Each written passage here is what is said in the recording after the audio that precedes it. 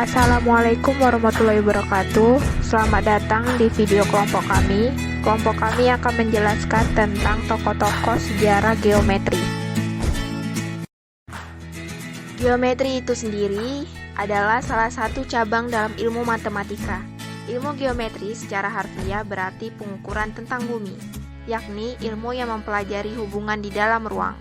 Sejatinya, ilmu geometri sudah dipelajari di peradaban Mesir kuno, masyarakat lembah Sungai Indus, dan Babilonia.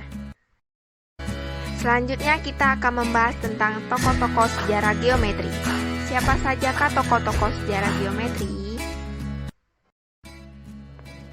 Yang pertama adalah Al-Khawarizmi. Biografi Al-Khawarizmi sebagai berikut. Muhammad bin Musa Al-Khawarizmi adalah seorang ahli bidang matematika, astronomi, astrologi, dan geografi yang lahir sekitar tahun 780 di Khawarizm atau sekarang disebut sebagai Uzbekistan, dan wafat sekitar tahun 850 di Baghdad. Beliau diperkirakan hidup di masa Khalifah Abbasiyah Al-Ma'mun, Al-Mu'tasim, dan Al-Watsiq yang dikenal sebagai masa keemasan ilmu pengetahuan di daerah Arab berkat translasi buku dan ilmu pengetahuan ke dalam bahasa Arab. Selanjutnya ada juga penelitian beliau. Penelitian Al-Khawarizmi dianggap sebagai sebuah revolusi besar dalam dunia matematika. Dia menghubungkan konsep-konsep geometri dari matematika Yunani kuno ke dalam konsep baru.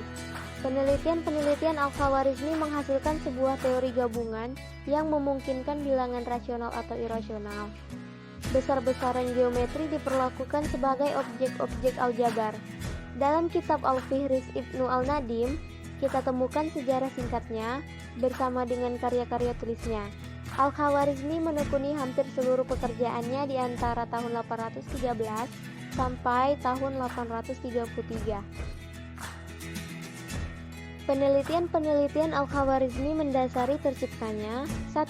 Konstruksi geometri dari persamaan, 2. Teori bilangan, 3. Analisis kombinatorik, 4. Aljabar polinom dan lainnya. Ada pula karya-karya beliau, yaitu yang pertama, Al-Khawarizmi juga berkontribusi terhadap cabang aritmatika. Hasil pemikirannya mengenai bidang ini dituangkan dalam karyanya yang berjudul Kitab Al-Jam'ah wal Tafriq bi Hisab Al-Hind. Kitab tersebut dikenal sebagai buku ilmu pengetahuan pertama yang ditulis menggunakan sistem bilangan desimal.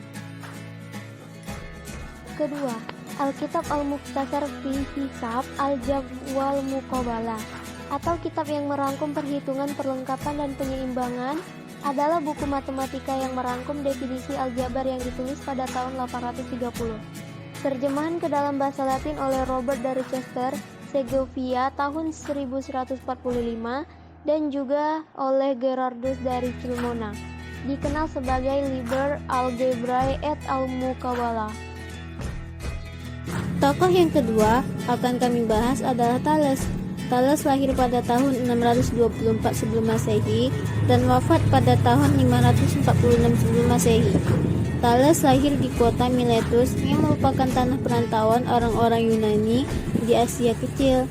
Pemikiran Thales dianggap sebagai kegiatan berfilsafat pertama dan disebut sebagai bapak filsafat karena mencoba menjelaskan dunia dan gejala-gejala di dalamnya tanpa bersandar pada mitos melainkan pada rasio manusia.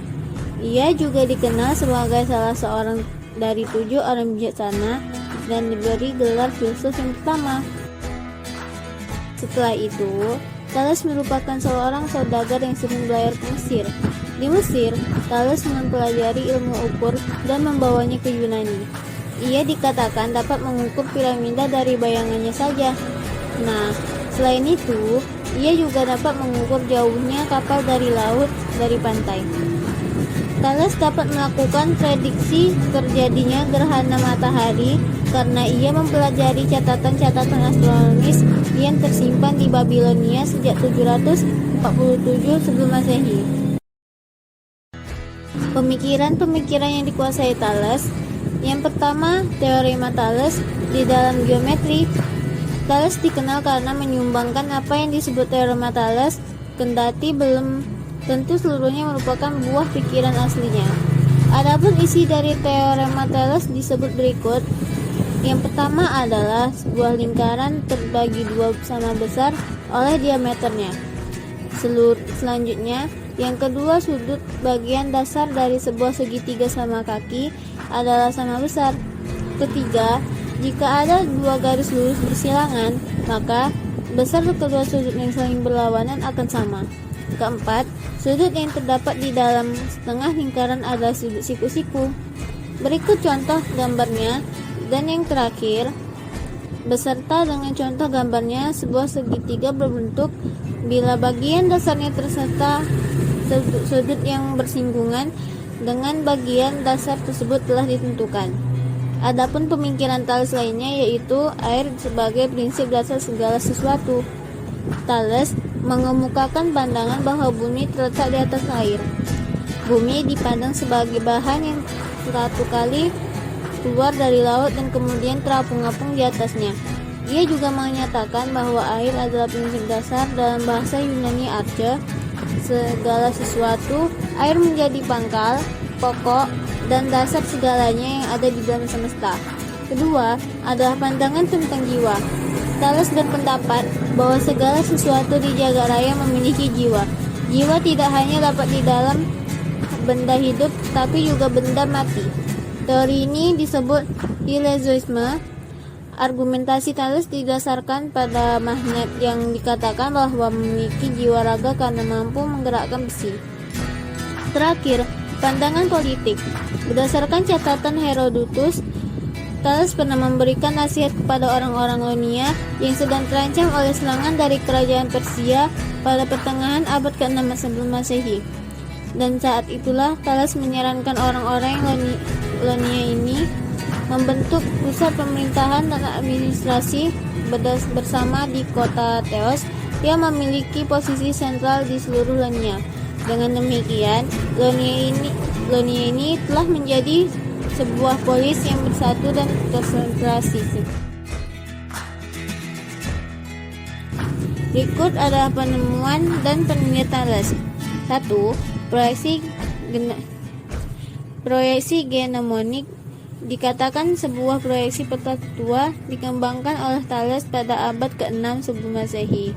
Jalur ujung bayangan atau titik cahaya dalam jam matahari berbasis nodus menelusuri hiperbola yang sama yang dibentuk oleh paralel pada peta genomonik. 2. Buku The Life and Most Remarkable Maxim of the Athenian Philosopher.